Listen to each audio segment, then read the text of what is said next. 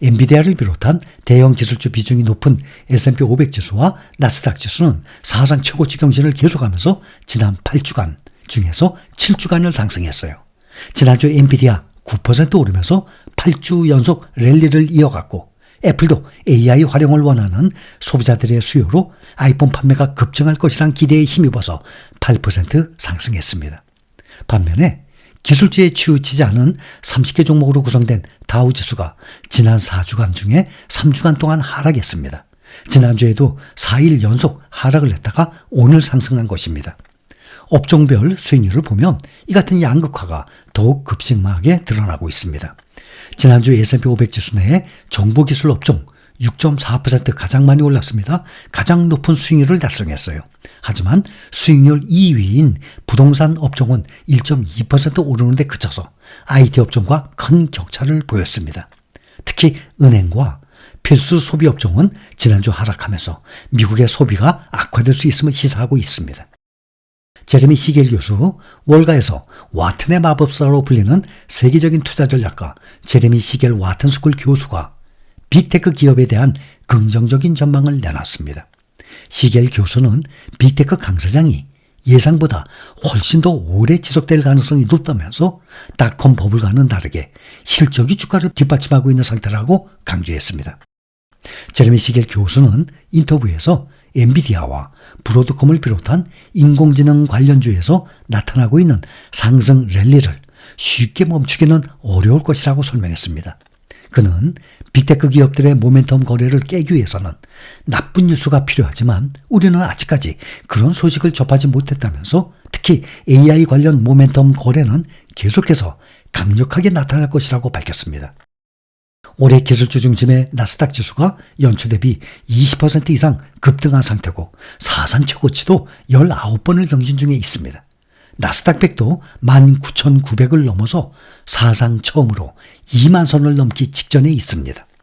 또한 기술주 상승 랠리를 주도하고 있는 엔비디아도 올해 들어서 172%나 폭등했습니다. 시겔 교수는 솔직히 말해서 AI 관련주들이 기대 이상의 성과를 내고 있기 때문에 모멘텀 거래자들이 해당 종목으로 몰려들고 있는 것이라면서 일각에서는 기술주 거품을 경고하고 있지만 거품이 실제로 터지기까지 한참 더 걸릴 것이라고 강조했습니다. 한편 시겔 교수는 최근 AI 열풍을 지난 2000년대 닷컴 버블과 비교하기는 어렵다고 설명했습니다. 그는 닷컴 버블 당시에는 인터넷 회사들이 기업 가치에 비해서 200배에서 300배 높은 가격에서 거래가 됐지만 엔비디아의 주가 수익 비율 PER은 현재 35에서 40배 정도밖에 되지 않는다고 지적을 했습니다. 이어서 향후 3년에서 5년 동안의 인플레이션을 감안하더라도 주식이 채권을 능가하고 상당한 실질 수익을 제공할 것이라고 덧붙였습니다. 최근에 미국의 연내 기준금리 인하 폭이 줄어들 수 있다는 우려에도 불구하고 인공지능 붐이 주도하는 미국 증시 상승장 화력이 지금 지속되고 있습니다. 연준이 아닌 빅테크 관련 요인들이 최근 상승을 이끌고 있죠. 경기 둔화가 오더라도 AI 관련 종목의 주가가 유지될 것이라는 일각의 기대 계속 나오고 있습니다.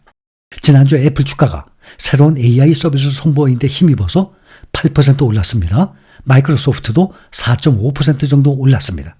빅테크 주가가 기준금리 우려의 영향을 받지 않거나 경기 둔화 우려를 넘어설 만큼 강력하다는 시장 일각의 평가가 나오고 있습니다. 지난 12일 발표됐던 미국의 5월 CPI가 전년 동월 대비 3.3% 올라서 4월의 3.4%보다 상승률이 낮아졌고 시장에서는 연내 한 차례 기준금리 인하 가능성에 무게를 두고 있습니다. 하지만 연준이 FOMC 회의 이후 연내 기준금리 인하 회수 전망을 기존 3회에서 1회로 낮추는 등의 다소 매파적인 입장을 내비치면서 기대에 제동을 걸기도 했습니다. 증시의 강세장 배경과 관련해서 경기가 둔화하고 증시가 어려울 경우 연준이 구제책을 내놓을 것이라는 기대감이 여전하다는 평가가 나오고 있습니다. 오늘 패트릭 하커 필라델피아 연방준비은행 총재가 올해 한 차례의 금리 인하가 적절하다라고 말했습니다. 하커 총재는 이날 필라델피아에서 열린 행사에서 지난 5월 소비자 물가 보고서는 매우 환영할 만한 일이라면서도 인플레이션이 연준 목표치 2%를 향해 가고 있다는 확신을 갖기 위해서는 더 많은 증거가 필요하다라면서 이같이 말을 한 것입니다. 하커 총재는 모든 것이 예상대로 진행된다면 연말까지 한 차례 금리 인하가 적절하다고 생각한다면서 데이터가 어떤 식으로든 부진할 경우 올해 한 차례도 인하하지 않을 가능성이 높다고 했습니다. 그러면서 연준은 데이터에 의존할 것이라고 재차 강조했습니다. 그러나 하커 총재는 올해 FOMC 금리 결정 투표권은 보유하지 않고 있습니다. 연준은 올해 1회 금리 인하를 예고했음에도 시장에서는 2회 인하를 기대하고 있습니다. 시장에서는 페드가 9월 FOMC에서 금리를 0.25% 이상 내릴 가능성 64%가량 반영 중입니다.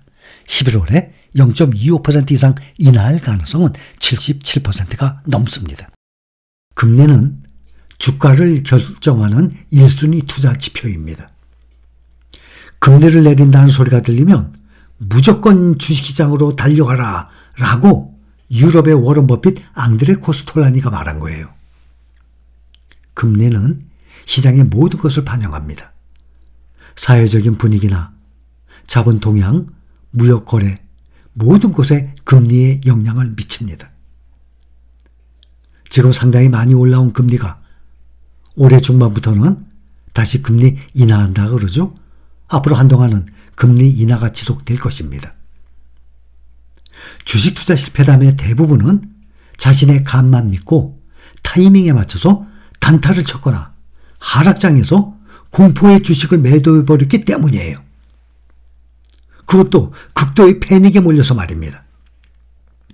그러나 반대로 성공적인 투자자는 이럴 때 인내심을 가지고 잘 이겨냅니다. 주식시장의 변덕스러운 이 등락 때문에 마음의 평정을 잃지 말아야 합니다. 저는 이것을 가장 중요하게 생각합니다. 주가의 변동에 마음이 흔들려서는 절대 안 됩니다. 주식시장은 원래 그런 곳인데 본인의 마음이 흔들린다면 시장에 문제가 있는 것이 아닙니다. 시장은 원래 그런 곳이니까. 투자자 본인에게 문제가 있는 것이기 때문에 본인의 마인드 관리 능력을 더 키워야 하는 것입니다. 주식 투자뿐만이 아니라 투자라는 것 자체가 정확한 투자란 애초부터 불가능한 것입니다. 주식시장의 거의 대부분 심리가 지배합니다. 지구상의 전쟁이든 어떤 악재든 나쁜 뉴스든 주식시장에서는 단기적인 영향을 끼칠 뿐이에요. 악재 속에서도 흔들리지 않고 하락장에서도 공포를 이겨내고 주식을 살 수 있는 용기가 필요한 것입니다.